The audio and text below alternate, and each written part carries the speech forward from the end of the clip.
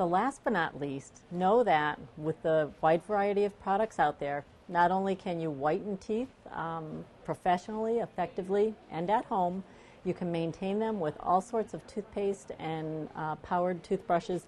And you know, they do make available as well flosses, chewing gum.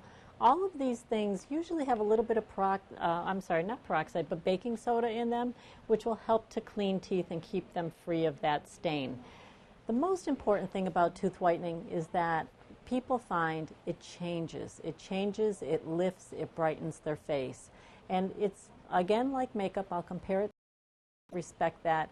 If it's helping you to look better, you're feeling more confident, you're out there, you're ready for the next stage, whether it be a new date, a new job, an interview, a presentation, anything that may come your way, you are ready always for the next picture, for the next memory.